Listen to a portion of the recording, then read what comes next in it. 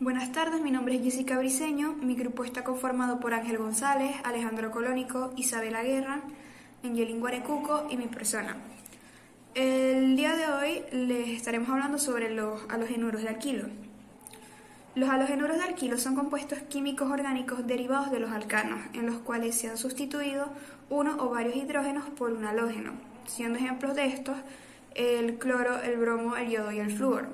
Estos se pueden clasificar como primarios, secundarios y terciarios, y se diferencian de los halogenuros de vinilo y de arilo gracias al grupo al que pertenecen y el tipo de hibridación que presentan. Un ejemplo de esto es que los halogenuros de alquilo presentan hibridación sp3 y pertenecen al grupo alquilo, mientras que los halogenuros de vinilo presentan hibridación sp2 y pertenecen al grupo de los alquenos, y los halogenuros de arilo presentan hibridación sp2 pero pertenecen a los anillos aromáticos. Para nombrar un halogenuro de alquilo se pueden realizar uso de la nomenclatura sistemática, la cual trata a los halogenuros como un alcano con un sustituyente halo, lo cual da paso al nombre de los haloalcanos. En este tipo de nomenclatura se menciona al flúor como fluoro, pero el cloro, el yodo y el bromo mantienen su nombre. Para nombrar a los halogenuros de alquilo también se puede realizar uso de los llamados nombres triviales o comunes. Estos son de utilidad únicamente cuando se están tratando de halogenuros de alquilo simples. Y consiste en nombrar en primer lugar al halogenuro y seguidamente al grupo alquilo. Son ejemplos de la nomenclatura sistemática el 2-bromopropano y el yodo ciclohexano. Y ejemplos de los nombres triviales el bromuro de isopropilo y el yoduro de ciclohexilo. Los halogenuros de alquilo son utilizados principalmente como solventes, como reactivos, como anestésicos, como agentes espumantes, como refrigerantes y como pesticidas. En cuanto a solventes, se encuentra el uso del metilcloroformo en la producción de productos de limpieza en seco y se encuentra también el uso del dióxido de carbono líquido en la producción de café descafeinado. Al transformar un halogenuro de alquilo en un reactivo organometálico, se vuelve de gran utilidad en los procesos de síntesis orgánica. En cuanto a anestésicos, se tiene el uso del éter dietílico como un anestésico general y del cloruro de etilo como un anestésico local. Se tienen también el uso del propano y del dióxido de carbono en la fabricación de espumas plásticas y el uso del haloalcano freón 22 como refrigerante para aires acondicionados de automóviles y para refrigeradores. También, en cuanto a pesticidas, se encuentran usos de compuestos clorados como el lindano, el cual se encuentra en shampoos contra piojos, y el clordano, el cual es utilizado como protección en construcciones de madera contra las termitas. En la estructura de los halogenuros de alquilo se encuentra que un átomo de carbono está enlazado a un halógeno. El halógeno es más electronegativo que el átomo de carbono y su enlace está polarizado, mostrando una carga parcial positiva sobre el átomo de carbono y una carga parcial negativa sobre el halógeno. Como se había mencionado anteriormente, los halogenuros de alquilo se pueden clasificar como primarios, secundarios y terciarios. Esto es debido a la naturaleza del átomo de carbono enlazado al halógeno, lo que quiere decir que si el átomo de carbono que contiene el halógeno está enlazado a un átomo de carbono, será primario. Si el átomo de carbono que contiene el halógeno está enlazado a dos átomos de carbono, será secundario. Y si el átomo de carbono que contiene el halógeno está enlazado a tres átomos de carbono, será terciario. Dentro de las propiedades físicas de los halogenuros de alquilo se pueden encontrar aspectos como la solubilidad y los puntos de ebullición. Los halogenuros de alquilo son insolubles en agua, pero son solubles en compuestos orgánicos debido a que no forman puentes de hidrógeno. Los puntos de ebullición para un grupo de alquilo dado aumentarán con el incremento del peso atómico del halógeno. Es por esto que un fluoruro hierve a la temperatura más baja, pero un yoduro hierve a la temperatura más elevada. Y cuando se está haciendo referencia a un halógeno determinado, el punto de ebullición aumentará con el incremento en los carbonos que estén presentes, tal cual como es en el caso de los alcanos. Buenas, continuando con la exposición, yo voy a explicar la sustitución nucleofílica de segundo orden, o también conocida como sustitución nucleofílica bimolecular, en la que vamos a tener un nucleofílico que va a tener un par de electrones libres, que va a ser con carga negativa y que se va a enlazar con un sustrato y que por ende va a salir un grupo saliente. Explicado con lo que dije, tenemos que el nucleofílico tiene el par de electrón libre con la carga negativa, y este es el sustrato. El nucleofílico se enlaza con el carbono y la X se denomina como grupo saliente porque se desenlaza del carbono. Para verme esto mejor, tenemos que el yodo de metano, que va a ser nuestro sustrato, se va a sumar con el nucleofílico, que va a ser un hidróxido. Tenemos que el oxígeno se va a enlazar con el carbono y se le denomina como metanol. ¿Por qué? Porque es un alcohol. Y anteriormente estaba como yodo metano, porque estaba con el yodo. Y en el grupo saliente, el yodo termina con un par de electrones más, siendo negativo. Con el ejemplo que mencioné, tenemos que tomar en cuenta que el hidróxido, que en este caso es el nucleofílico, y el yodo son los que salen. El mecanismo de esta reacción de SN2, tenemos que el hidróxido al meterse con el carbono y el yodo al salir, en este corchete es donde pasa el estado de transición, donde tenemos los tres hidrógenos, que uno arriba, dos abajo. El hidróxido entra por la izquierda de manera lateral y el yodo sale a la derecha de manera lateral, y tenemos que esto es una imagen especular porque cambian su posición.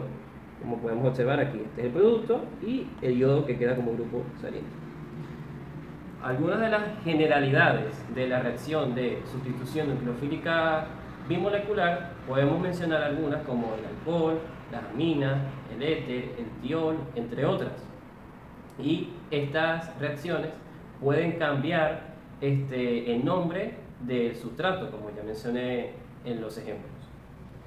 Hay que recalcar que el nucleofílico, con el par de electrones libres con carga negativa, se va a sumar con la R, que se le denomina como sustrato o también como reactivo, que está enlazado con la X, que se va a denominar como grupo saliente. Como resultado, el nucleofílico se enlaza con el reactivo o el sustrato, y la X es el grupo saliente, que se desenlaza del reactivo. Algunos de los factores a mencionar en este mecanismo es que en la tendencia nucleofílica hay que tomar en cuenta que los que tengan una carga negativa van a ser más fuertes que los que tengan una carga neutra. Es decir, si yo tengo aquí en este hidróxido el oxígeno, que es lo importante, tiene su carga negativa, va a ser mayor o mejor que en el agua, que en este oxígeno no tiene carga negativa porque es neutra. Lo mismo pasa con el azufre, tiene su carga negativa, este azufre no. Lo mismo pasa en el nitrógeno, que tiene su carga negativa y va a ser mejor que este porque no tiene ninguna carga negativa. Otro aspecto a mencionar es que hay que ubicarnos en la tabla periódica y vamos a encontrar que de izquierda a derecha va a tener una cantidad de electrones, de electronegatividad, que va a variar. Es decir, por lo menos en estos casos, de izquierda a derecha, su electronegatividad va a variar.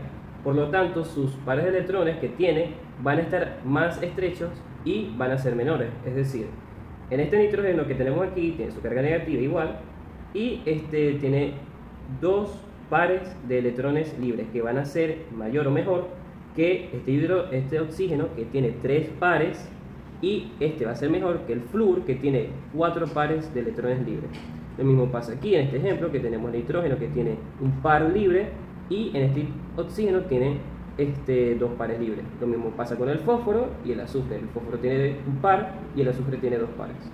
Y otro aspecto a mencionar, también ubicándose en la tabla periódica, es que a medida que tenga una menor electronegatividad va a ser mejor para enlazar. El yodo va a ser mejor que el bromo va a ser mejor que el cloro, y el cloro va a ser mejor que el flúor.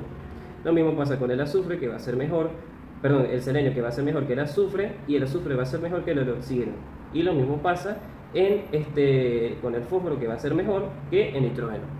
Esto lo podemos ubicar estando en la tabla periódica, en la columna número 16, 15 y 17, que específicamente estos son los no metales. Luego tenemos que la reactividad del sustrato en las reacciones, hay que tomar en cuenta que el grupo saliente primero tiene que ser neutro para que pueda salir, y esto lo que hace es que al ser menor va a hacer que polarice y esté normal.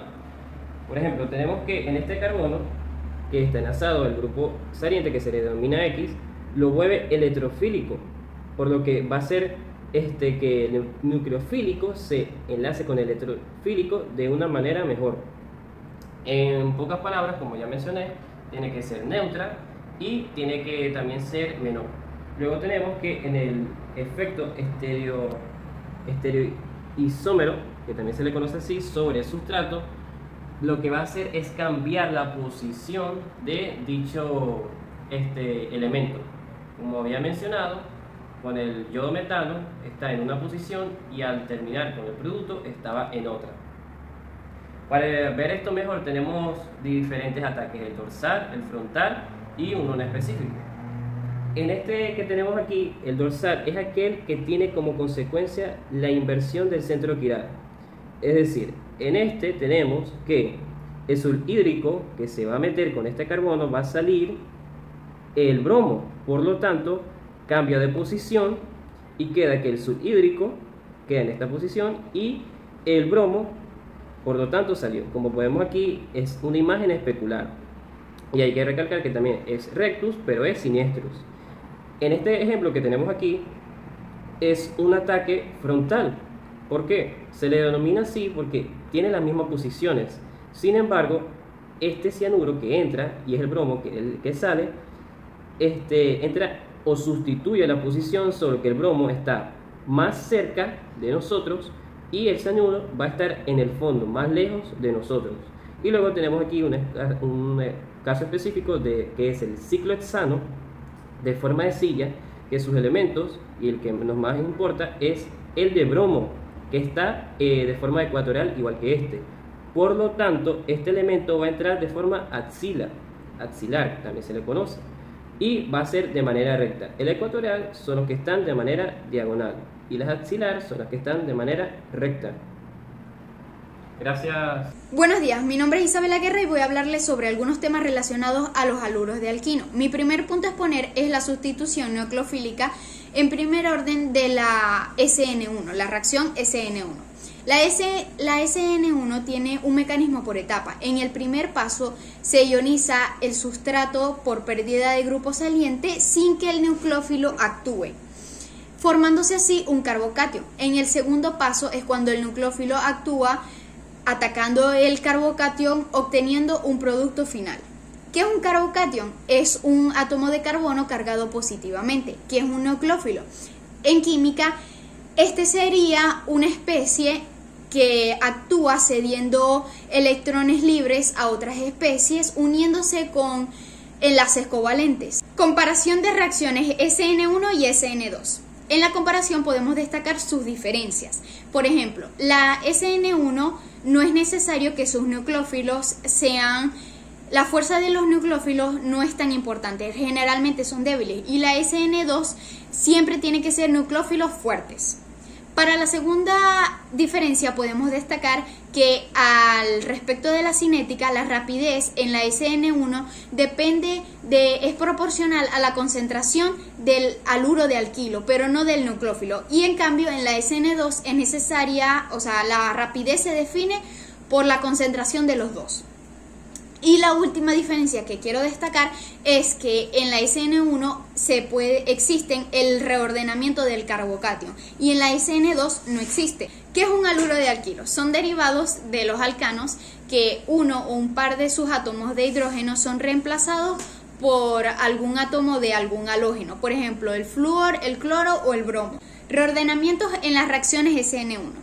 Los carbocátion frecuentemente experimentan cambios estructurales conocidos como reordenamientos, que sirven para formar iones más estables. Estereoquímica de la reacción SN1. En este tema nos habla de que la reacción transcurre a través de un carbocátion plano, el cual es atacado por un nucleófilo por sus ambas caras y da lugar a una mezcla de estereoisómeros o racémica. ¿Qué es un estereoisómero? Es un isómero que tiene la misma fórmula molecular y la misma cantidad o secuencia de átomos enlazados, pero diferente orientación tridimensional en el espacio.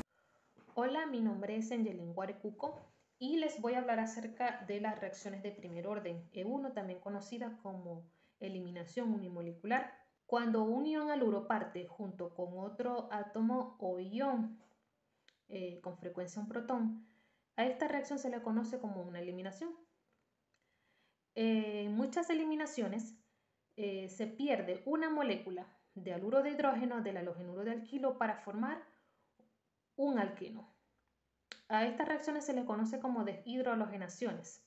Se pierde un ion haluro y otro sustituyente para formar un nuevo enlace pi. En la eliminación, el reactivo reacciona como una base extrayendo un protón del halogenuro de alquilo. El mecanismo y la cinética de la reacción E1 se conoce como unimolecular, ya que el estado de transición limitante de la rapidez involucra una sola molécula en lugar de una colisión entre dos moléculas. El primer paso es lento y es la ionización unimolecular del halogenuro de alquilo para formar un carbocatión. El segundo paso es rápido y la base extrae un protón del átomo de carbono adyacente al carbocatión. Los electrones que una vez formaron el enlace carbono-hidrógeno, ahora formarán el nuevo enlace pi entre los átomos de carbono. En la reacción E1 se necesita una ionización unimolecular para formar un carbocatión intermediario, al igual que en la reacción SN1, por lo que la reactividad sigue el mismo orden. El terciario es mayor que el secundario y mucho mayor que el primario. Como el paso limitante de la rapidez es la ionización unimolecular del halogenuro de alquilo, la ecuación de la rapidez es de primer orden. La rapidez solo depende de la concentración del halogenuro de alquilo y no de la fuerza o concentración de la base. Las reacciones E1 compiten con las SN1. Siempre que se forma un carbocatión, este puede experimentar una eliminación o una sustitución nucleofílica y generalmente como resultado una mezcla de productos.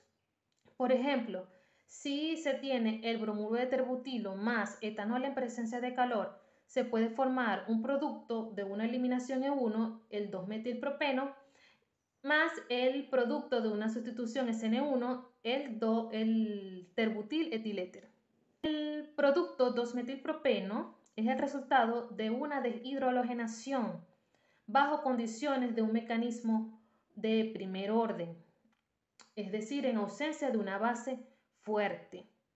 Se pierde un ion haluro y un hidrógeno, mientras que la sustitución nucleofílica es el resultado de un ataque nucleofílico sobre el carbocatión. El etanol sirve como una base en la reacción de eliminación y como un nucleófilo en la sustitución nucleofílica. Los orbitales y la energía en la reacción E1. En el segundo paso del mecanismo E1, el átomo de carbono adyacente al carbocatión debe rehibridarse de sp3 a sp2. La base ataca al protón y los electrones fluyen hacia la nueva formación del enlace pi. En la reacción E1, el primer paso es lento y endotérmico, con un estado de transición limitante de la rapidez. El segundo paso es una desprotonación rápida y exotérmica mediante una base. La base no se involucra en la reacción hasta después del paso limitante de la rapidez, por lo que la rapidez solo depende de la concentración del halogenuro de alquilo. Las reacciones E1 pueden presentar reordenamientos, al igual que en las reacciones de los carbocationes. Luego que ocurre la ionización unimolecular para formar el carbocatión, el siguiente paso es un desplazamiento de un hidruro para formar un carbocatión más estable. Un carbocatión puede reaccionar para volverse más estable. Es decir, puede reaccionar con su mismo grupo saliente para formar nuevamente reactivo, es decir, el halogenuro de alquilo. Puede reaccionar con un nucleófilo para formar un producto de una sustitución nucleofílica. Puede perder un protón para formar un producto de una eliminación, es decir, un alqueno mediante un mecanismo E1. Puede reordenarse para volverse más estable y después reaccionar. El orden de reactividad el orden de estabilidad de los carbocationes es estabilizado por resonancia. El terciario mayor que el secundario, mayor que el primario. En muchos compuestos pueden experimentar eliminaciones de una u otra forma y generar una mezcla de alquenos. En muchos casos se puede predecir cuál será el predominante. En las reacciones de eliminación E1 y E2, donde existen dos o más posibles productos de una eliminación, el alqueno más sustituido será el predominante. A esto se le conoce como la regla de Zaitsev. La regla de Zaitsev dice que en las reacciones de eliminación el alqueno más sustituido será el predominante. Saludos, mi nombre es Ángel David González y soy el último integrante del grupo que tendrá como objetivo exponer la eliminación de segundo orden, conocida como reacción bimolecular o reacción E2. Esta es una relación que es concertada, es decir, tiene una forma específica de darse y se da en un solo paso. El mecanismo es el siguiente. Una base fuerte, abstrae un protón del sustrato. ¿Okay? Cuando ella extrae el protón del sustrato, los dos electrones que formaban este enlace se mueven hacia acá, hacia el enlace contiguo, para armar un segundo enlace. Al mismo tiempo, un grupo saliente, que en nuestro caso, como estamos estudiando los halógenos alquilos, debe ser un grupo halógeno, ¿verdad? Ese grupo saliente se libera del sustrato original y dando como resultado esto que está acá, un alqueno debido a la formación del doble enlace, un ácido, ¿okay? Aquí está la base unido al protón y, por supuesto, el grupo que salió, el grupo halógeno que salió. Como se puede ver, el estado de transición, es decir, el estado que limita la velocidad de la reacción, incluye dos moléculas, la base y el sustrato. Por eso se llama reacción de eliminación bimolecular. Aquí se puede ver claramente cómo a medida que la base va sacando el protón, este enlace se va rompiendo, se va armando al mismo tiempo el segundo enlace entre estos dos carbonos y se va rompiendo el enlace que unía al halógeno al sustrato original.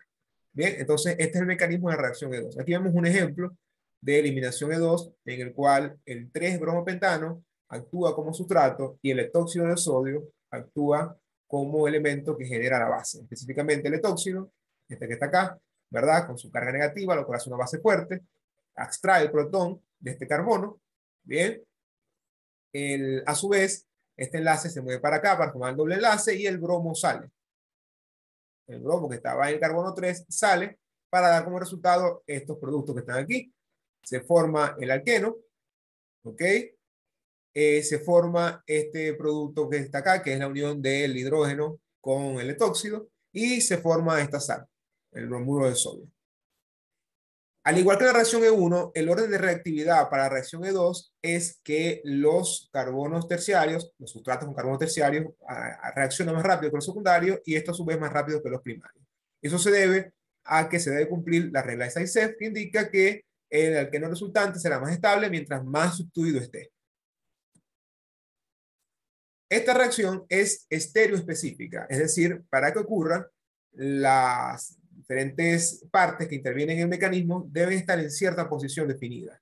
Específicamente, el hidrógeno saliente y el halógeno, el halógeno que va a salir, tiene que estar en una posición anticoplanar, como se puede ver acá en la imagen. Esa es la posición que requiere menor energía para que la reacción ocurra.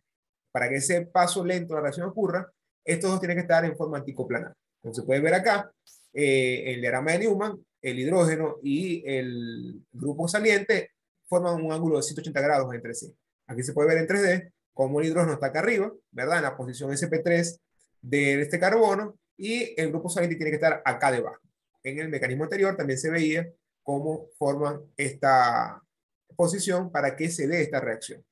Si ellos no estuvieran así, si ellos estuvieran, por ejemplo, en una posición en el mismo plano, es decir, sin coplanar, como se ve acá en la parte de abajo, la posición de esas dos moléculas haría que se dé una repulsión entre los dos, generando o requiriendo una mayor energía para que el enlace sigma de este hidrógeno con el carbono se rompiera. Entonces, evidentemente, al requerir más energía, la reacción sería más lenta y sería poco favorable. Entonces, repito, tiene que estar en una posición anticoplanar para que la reacción se dé. Aquí vemos el diagrama de energía y cinética de la reacción. Se puede ver claramente en un estado de energía intermedio, donde se encuentra el sustrato y la base. A medida que se va acumulando la energía necesaria para que la reacción se dé, se llega acá al punto más alto de energía, donde está el estado de transición, donde la base está sacando hidrógeno, el doble enlace se va formando y en este caso el cloro, que en el ejemplo está actuando como el halógeno, va saliendo.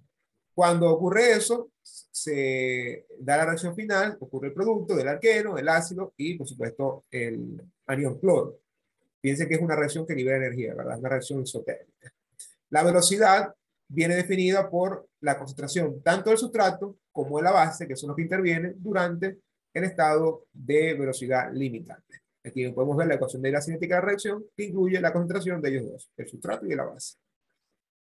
Cuando ocurren las reacciones de eliminación en cadenas carbonatadas muy largas que presentan hidrógenos anticoplanares respecto a un halógeno, como podemos tenerlo acá en el 2-bromobutano, cuando esto ocurre, cuando la base puede extraer tanto el hidrógeno de la izquierda como el hidrógeno de la derecha, se va a dar siempre una mezcla de productos. Es decir, en algunos va a estar extraído este hidrógeno y en el otro este que está acá.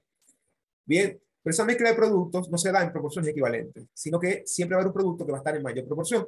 Y eso se hace siguiendo la regla de 6C.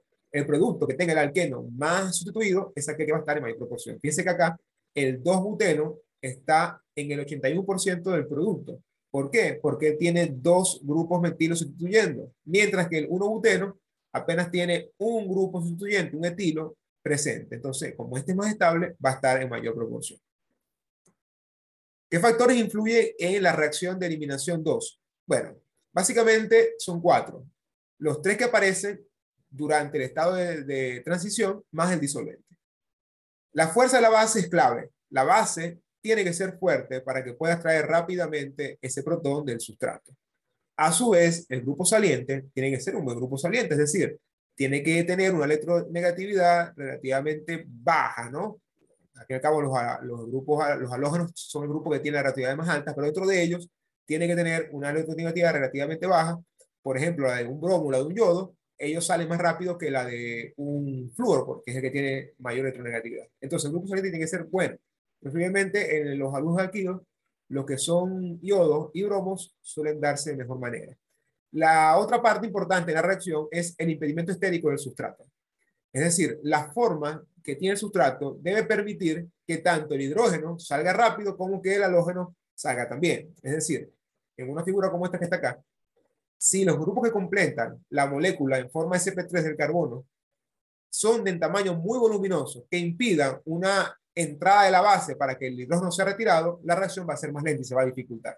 Entonces, tanto el hidrógeno como el grupo saliente tienen que estar libres relativamente desde el punto de vista físico, espacial, para que el impedimento estérico no sea grande y la reacción pueda ocurrir.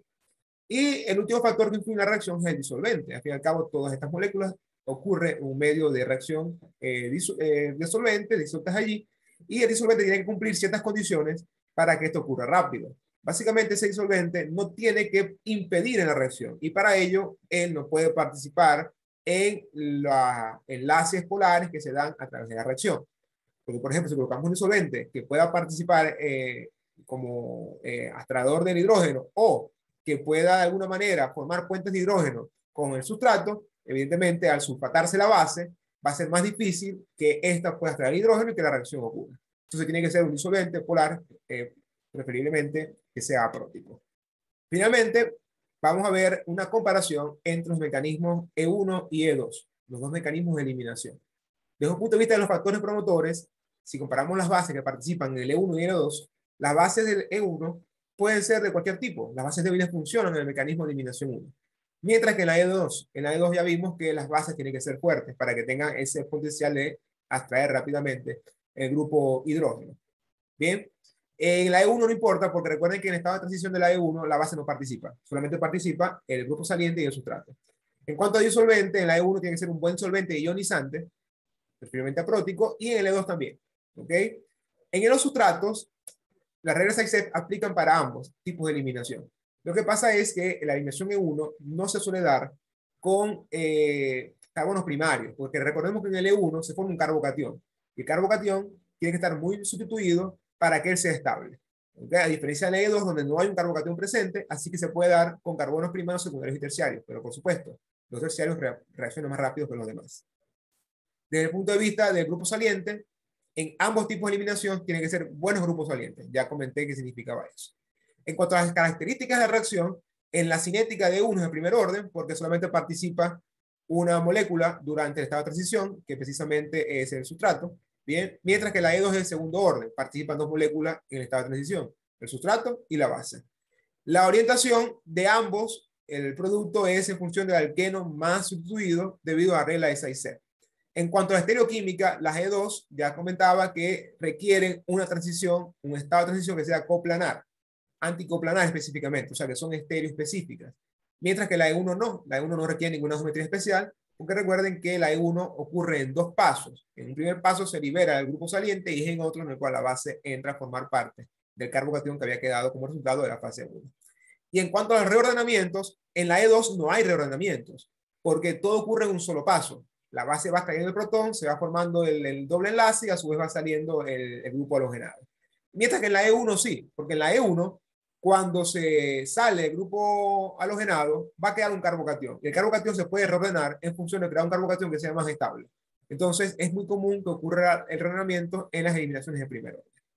Bien, aquí culmina la presentación de los halogenuros de alquilo correspondiente a la cátedra de química orgánica.